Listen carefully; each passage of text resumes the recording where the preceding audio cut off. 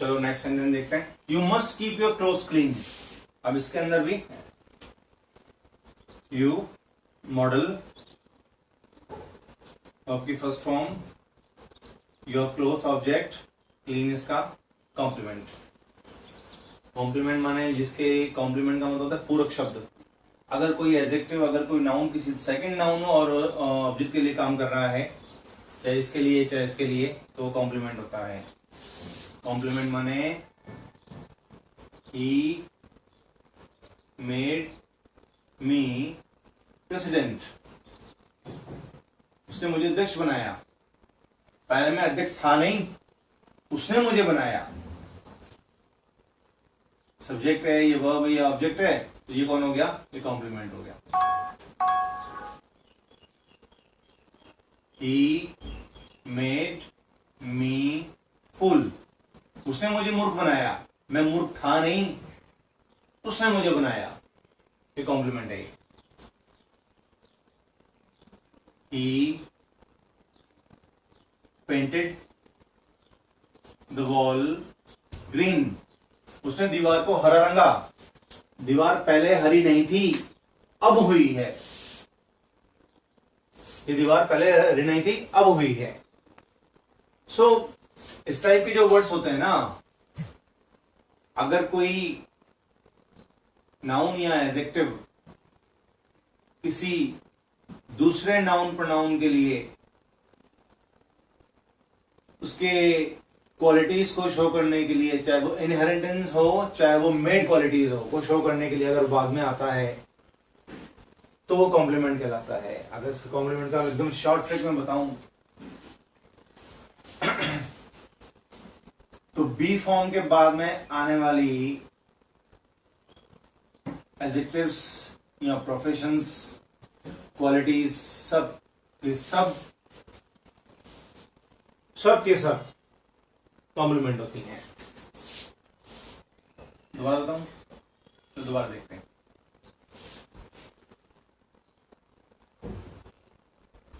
Ram is brave, B form के बाद आने वाला एडजेक्टिव।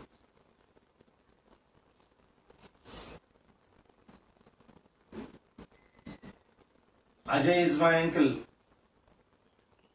बी फॉर्म के बाद आने वाली नाउन। अगर कोई एडजेक्टिव, अगर कोई नाउन आपको किसी दूसरे नाउन के लिए एडिशनल क्वालिफिकेशन दे रहा है, कुछ और चीज बता रहा है, तो वो आपका कॉम्प्लीमेंट है।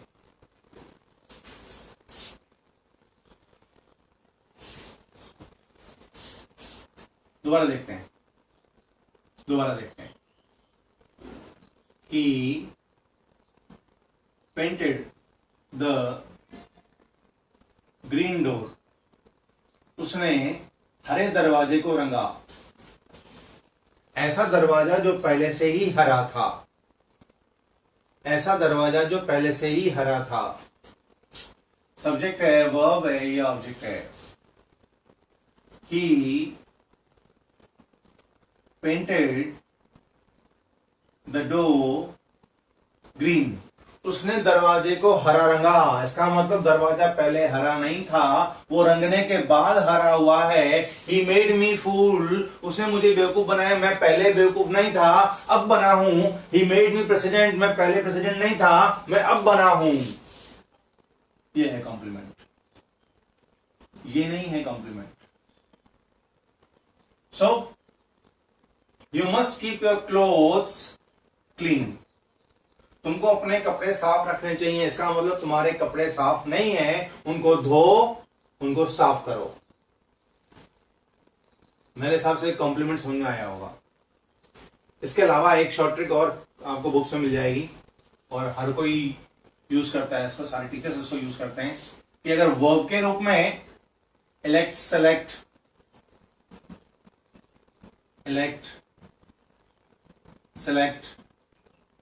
मेक, नॉमिनेट, अपॉइंट कोई यूज हो जाए, तो आने वाला जो बाद में जो नाउन होगा वो आपका कॉम्प्लीमेंट होगा।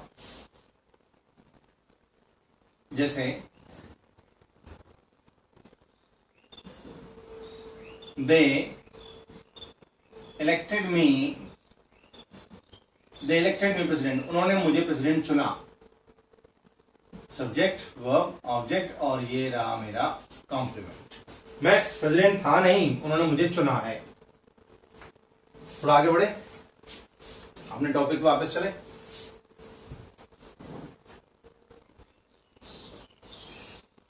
You must keep your clothes clean. तो अब यहां पे यू और योर एक ही है, हम इसको छोड़ सकते हैं, योर के बदले द को यूज कर सकते हैं। The clothes must be kept clean bye you. अगर हमने यहां पे द लगाते हैं तो पीछे हमको देना पड़ेगा बाय यू। अगर हमने यहां पर ही योर शुरू कर दिया तो पीछे बाय की जरूरत नहीं पड़ेगी। चलो लिखते हैं इसको।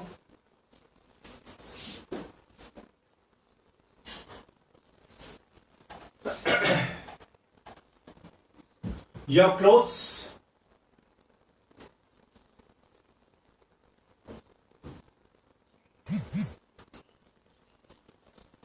must be, अब मस्ट एक मॉडल है इसलिए पीछे बी लेकर आया है, क्योंकि मॉडल के साथ हमेशा फर्स्ट फॉर्म यूज होती है, लेकिन पैसिव वॉइस में थर्ड फॉर्म चाहिए। तो थर्ड फॉर्म कैसे आएगी मॉडल के साथ में? पहले बी उठाया जाएगा, उसके बाद थर्ड फॉर्म आएगी। तो your clothes must be kept clean, kept clean. इसको अगर दूसरे तरीके से लिखा जाता, यूं लिखा जाता, the clothes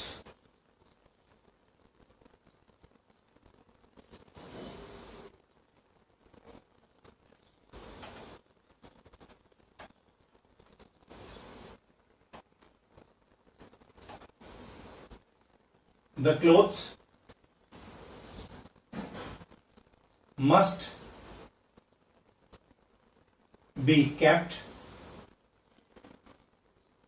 clean by you। ये दोनों सेंटेंस सही हैं, ये दोनों ही सेंटेंस सही हैं, लेकिन ये बाय यू की जहां तक बात आ रही है तो ये थोड़ा सा अनसाउंड, ये थोड़ा अच्छा साउंड नहीं कर रहा, ये कानों को अच्छा साउंड नहीं कर रहा। एक्चुअली एक रूल है, समवन, पीपल, दे, वन, वेक डूअर हो, यूनिवर्सल डूअर हो तो अपन बाय हटाते हैं।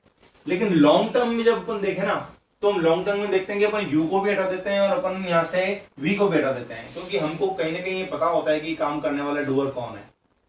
तो हम दोनों सेंटेंसेस सही हैं, कोई प्रॉब्लम नहीं है, लेकिन दोनों में से ज्यादा सेंटेंस ये वाला सही है जहां से बाय हटा हुआ है। अगर उसे बाय हटाना है तो हमको यहाँ पे योर देना पड़ेगा, अगर बाय नहीं हटा रहे हैं तो हमको योर को हटा के द में कन्वर्ट करना पड़ेगा। ये पेचीदगियां हैं, ये कॉम्प्लिकेशंस हैं पैसिव वॉइस की, कि हमको लगता है कि हमारे सेंटेंस सही हो गए, लेकिन हम छोटी छोटी चीजों के अंदर यहाँ पे मात खाते हैं। अगर उधर योर यूज किया है तो पीछे बाय को यूज नहीं करना है, और अगर आगे द यूज किया है तो पीछे बाय यूज करना पड़ेगा। चलो मैं एक सेंटेंस बताता हूं, थोड़ी स्क्रीन बड़ी करते हैं।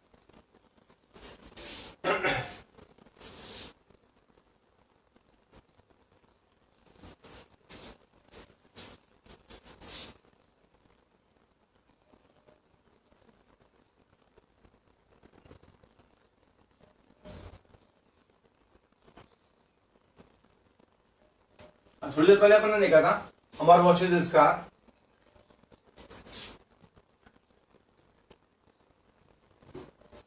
The car is washed by Amar, सही है। His car is washed by Amar, ये तो सिरे से गलत हो गया। लेकिन अगर मैं इसको यूं लिखता, Amar's car is washed, अमर की कार की धुलाई होती है। अब करने वाला कौन? बाय अमर नहीं लिखेंगे, बाय हिम गलत हो जाएगा, क्योंकि ये प्रपोजिशन है, पीछे ऑब्जेक्टिव केस आना चाहिए, और हिम, ये अमर के अकॉर्डिंग हिम आ रहा है, लेकिन यहाँ पे हिम नहीं यूज करना पड़ेगा, अब हमको यहाँ पे यूज करना पड़ेगा हिमसेल्फ। क्यों? क्योंकि जब सब्जेक्ट और ऑब्जेक्ट समान होता है तब हम वहां पे ऑब्जेक्टिव केस को यूज नहीं करते हैं, हम वहां पे रिफ्लेक्सिव केस को यूज करते हैं।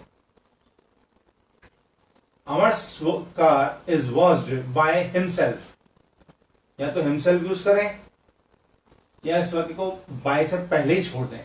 Amar's car is washed, Amar के कार की धुलाई हो रही है। The car is washed by Amar, ये सही है। और हिज कार वाला स्ट्रक्चर तो बिल्कुल गलत है। अमर वॉशेज हिज कार, ये इसका बेसिक स्ट्रक्चर हो गया। सो एक ही सेंटेंस को अपन 3-3, 4-4, 5-5 बार यूज कर सकते हैं। डिपेंड करता है कि आपसे एग्जाम में क्या पूछा गया है और कैसे पूछा गया है, आप उसको कैसे यूज कर रहे हो। सो थोड़ा आगे बढ़ते हैं। The phone has rung the last bell, the peon has rung the last bell. अब आ गया यूनिवर्सल वाला स्ट्रक्चर। स्कूल की बात हो रही है और बेल बजने की बात हो रही है, तो कौन बजा रहा है? पियोन बजा रहा है। द लास्ट बेल, हैज के बाद थर्ड फॉर्म आती है, तो बी को थर्ड फॉर्म दे दिया, तो बीन हो गया।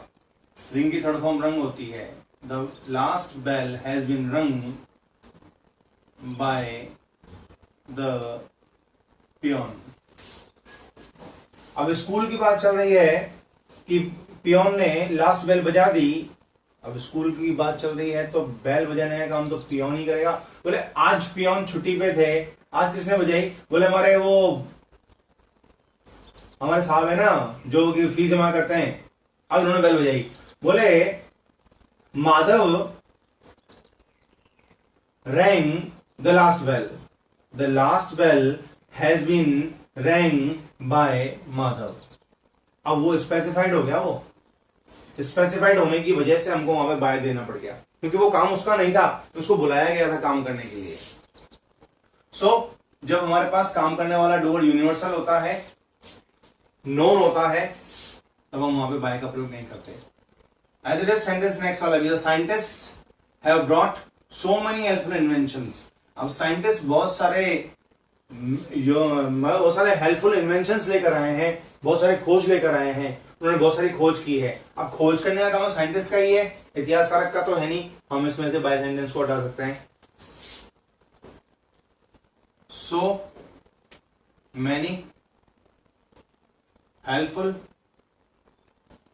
इन्वेंशंस, ये आ गया हैव, ये been brought. By the sentence को आप हटा सकते हो यहां से। चलो इसको लिख के देखते हैं अपन, दोनों सेंटेंस लिखते हैं। पियोन वाला बेल है, the last bell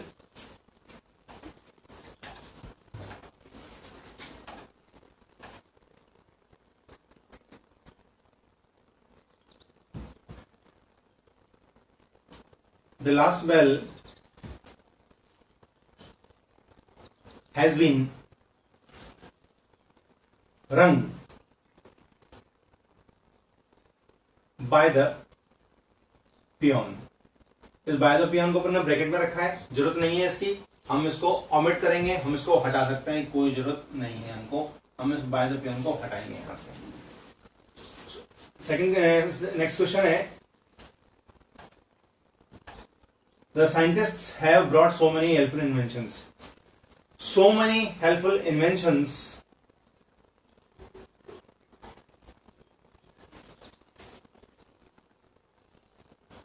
So many helpful inventions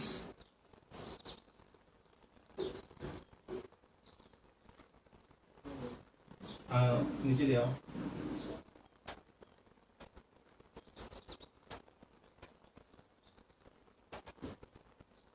Inventions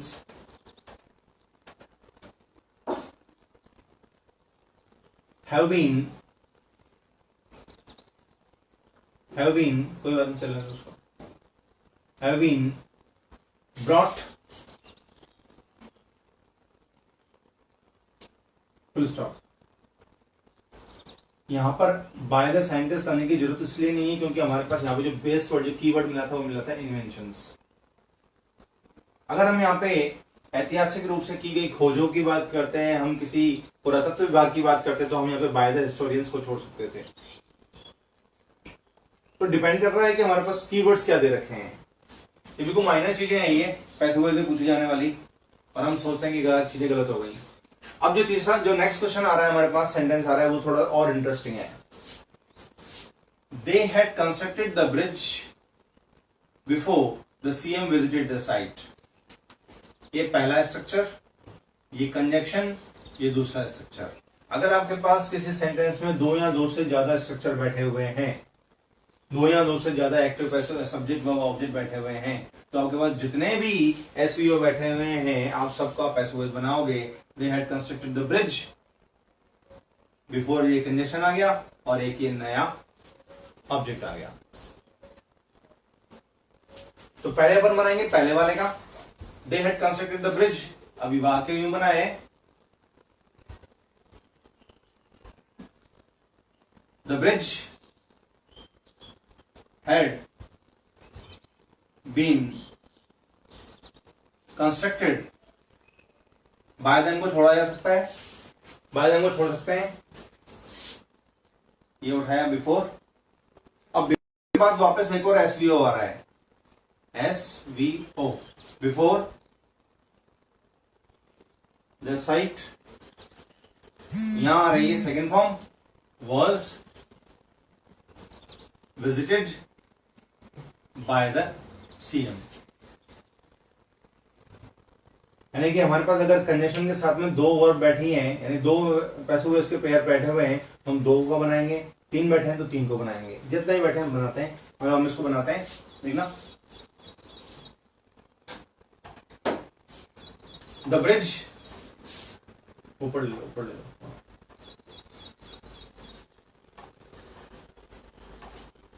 The bridge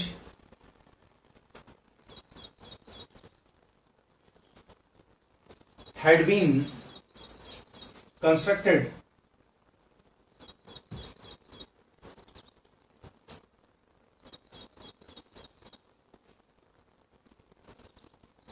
bye then को छोड़ा जा सकता है, बिफोर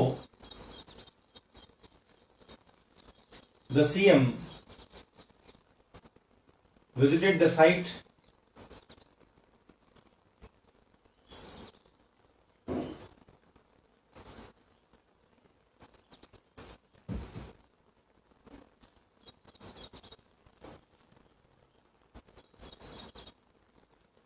अब इस सेकेंड वाले पेयर में हमारे पास आ रहा है the CM visited the site, तो हम इसका भी पैसिव बनाएंगे, साइट से शुरू करेंगे।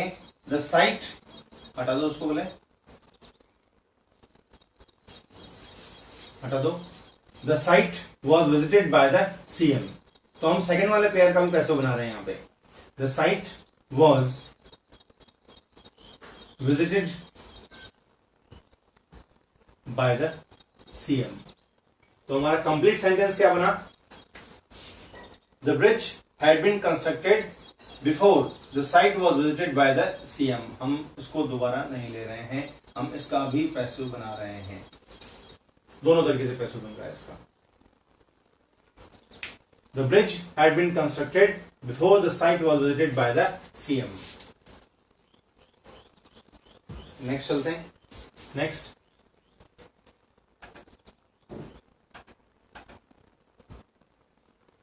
Universal subjects, vague subjects, unknown subjects, someone हो, पीपल हो, दे हो, वन हो, एनीवन हो, नो वन हो, नोबडी हो। जब ऐसे स्ट्रक्चर्स आते हैं तो हम बाय को छोड़ देते हैं। पता है हमको काम करने वाला कौन है, पता ही नहीं है हमको काम करने वाला कौन है, तो हम किसको यूज करें? People speak English all over the world, पूरी दुनिया भर में लोग इंग्लिश बोलते हैं।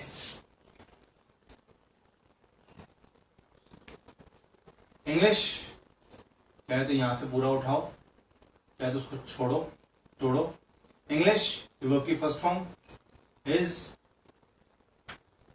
स्पोकन, ये adverb all over the world by. अब भाषा है तो लोग ही बोलेंगे, जानवर तो बोलेंगे नहीं, बाय पीपल की जरूरत नहीं है। English is spoken all over the world. They kill the dacoits, ये पांचों क्वेश्चंस एग्जाम में आए हुए हैं। They kill the dacoits, dacoits मैंने डाकू। The dacoits were killed, by them की जरूरत नहीं है। Someone picked my pocket in the crowded bus, किसी ने भीड़ से भरी बस में मेरी जेब काट ली, पता ही नहीं था किसने काटी। पता होता तो पकड़ नहीं लेते, पकड़ लेते तो मालूम चल जाता भाई कौन था वो। बोले वो लाल शर्ट वाला, काली शर्ट वाला, हरी शर्ट वाला, मालूम चल जाता। तो हम बोलते कि वो the man in the red shirt picked my pocket, हम पकड़ लेते हैं by the man in the red shirt के रूप में। लेकिन हमको पता ही नहीं कौन है। जब पता नहीं है कौन है तो हम बाय किसके लिए लगाएंगे, हमारा ऑब्जेक्ट यही उठेगा, my pocket was picked in the crowded bus by plus subject नहीं आएगा। No one plays rugby in India, भारत में कोई रग्बी नहीं खेलता। Rugby is someone people, no one तो आएगा नहीं।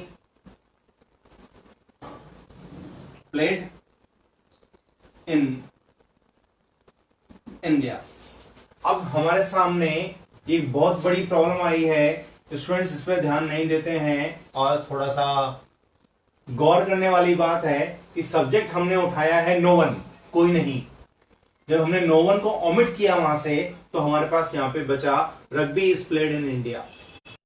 एक्टिव सेंटेंस कह रहा है कि भारत में कोई रग्बी नहीं खेलता, पैसिव कह रहा है कि भारत में रग्बी खेली जाती है। तो इसका मतलब यह हुआ कि जब भी कभी हमारे पास यहां पे सब्जेक्ट के रूप में नो वन, नोबडी, नन के रूप में कोई सब्जेक्ट आ जाए तो वो तो हट जाएगा यहां से, लेकिन यहां पे नॉट को यूज करना पड़ेगा। Rugby is not played in India, भारत में रग्बी नहीं खेली जाती। चलो अपन इसको लिखते हैं।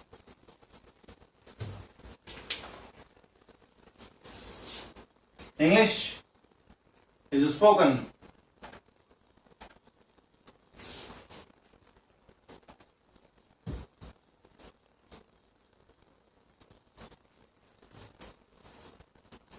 all over the world.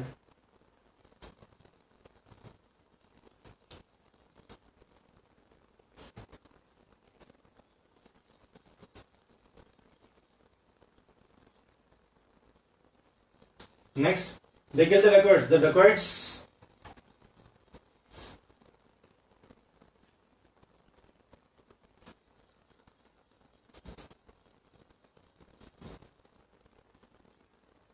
were killed.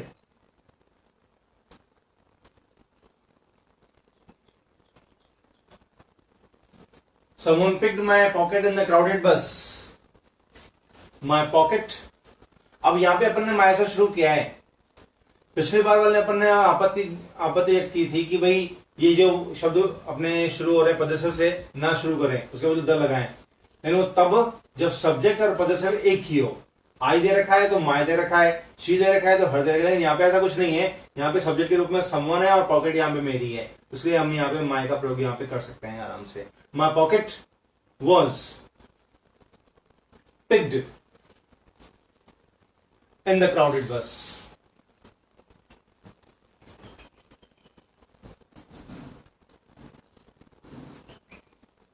Rugby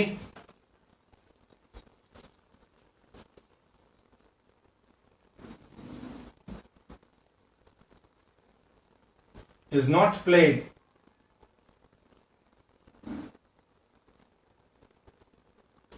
rugby is not played in India.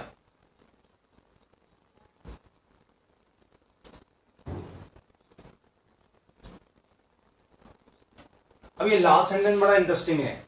She does not do any work.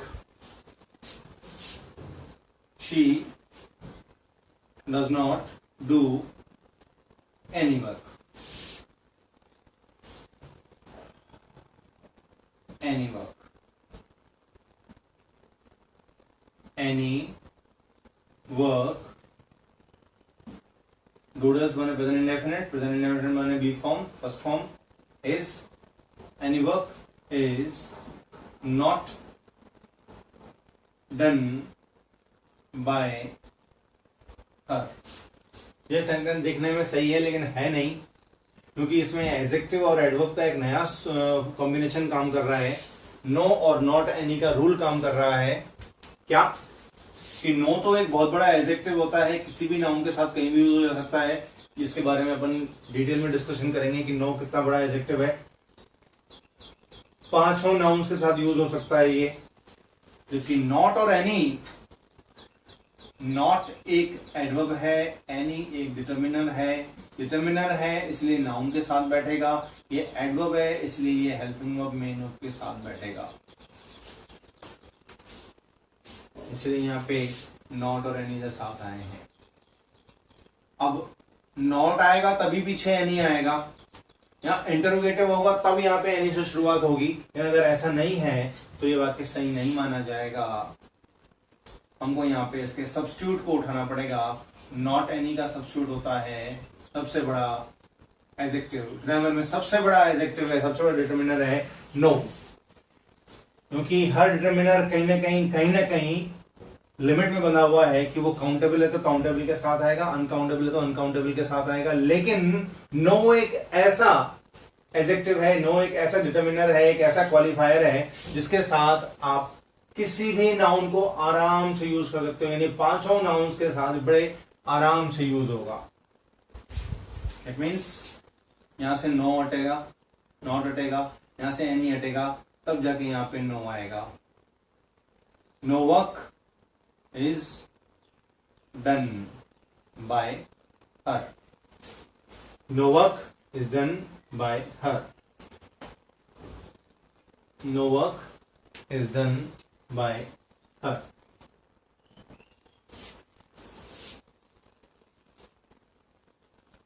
तो मैं वापस बैक चल के जो मैंने आज पढ़ाया है उसकी उसको स्क्रीन में बताता हूं। नंबर एक से थोड़ा नीचे करना है इसको। सोन राइट्स पोएम्स अपन ने फर्स्ट पार्ट उठाया है इसका, जो अपन ने अलग अलग सब्जेक्ट वर्ब ऑब्जेक्ट ये पास्ट डेफिनेट को यूज किया सेकंड फॉर्म के रूप में। 2 ऑब्जेक्ट्स को यूज किया अपन ने, मॉडल्स को यूज किया अपन ने, और अपन ने यूनिवर्सल्स को यूज किया अपन ने दो कंजक्शंस को यूज किया अपन ने, कंजक्शन के साथ में बैठे हुए 2 स्ट्रक्चर्स को यूज किया अपन ने। नेक्स्ट अपन ने यूनिवर्सल को यूज किया अपन ने। तो आज अपन ने इंट्रोडक्शन के रूप में एक तो बेसिक वाला पार्ट उठाया, एक 2 ऑब्जेक्ट वाला पार्ट उठाया, कॉम्प्लीमेंट वाला पार्ट उठाया, और अपन ने यूनिवर्सल सब्जेक्ट के बारे में बात की। Universal subject, vague doers, unknown doers, unknown subject के बारे में बात की। तो उम्मीद है आपको ये मेरा सेशन थोड़ा बहुत समझ में आया होगा, पसंद आया होगा। और इसकी और अभी भी क्लास होंगी, लेकिन थोड़ा सा अभी अपन कल परसों वापस एक बार मैं आपको बताऊंगा, जब आपको इस सेशन से थोड़ा सा आगे लेके चलूंगा। पहले मैं इस सब के जो क्वेश्चंस हैं, सेंटेंसेस हैं, वो आप मेरी साइट पे देख सकते हैं। उसके मैं लिंक में आपको इसी के पार्ट के नीचे भेज दूंगा, अभी मैं आपको पेस्ट कर दूंगा मेरी साइट पे से। आपके पूरे के पूरे क्वेश्चन, इसका पूरे चैप्टर मिल जाएगा। इसका नेक्स्ट पार्ट सेकेंड और थर्ड पार्ट, क्योंकि ये इतना बड़ा चैप्टर है कि ये 2 या 3 पार्ट में पूरा होगा, तो कम से कम 3 पार्ट इसके और चाहिए। अभी अपन को पूरा 1 घंटा हो गया, आराम से बात करते लगा नहीं अपन को, अपन ने 1 घंटा पूरा यूज कर लिया। तो अभी 1 घंटे के अंदर अपन ने 3 बड़े स्ट्रक्चर किए हैं। तो अब कल या परसों मैं आपको इंटीमेट कर दूंगा वापस से कि अपने एक और सेशन लेकर आएंगे, जिसके अंदर अपन ने उसके 3rd और 4th पार्ट को यूज करूंगा। तब तक के लिए आप इसको पढ़ते रहिए, एंजॉय कीजिए, घर पे रहिए, सेफ रहिए, सुरक्षित रहिए, खुद भी सुरक्षित रहिए, देश को भी सुरक्षित रहिए। Okay, good bye.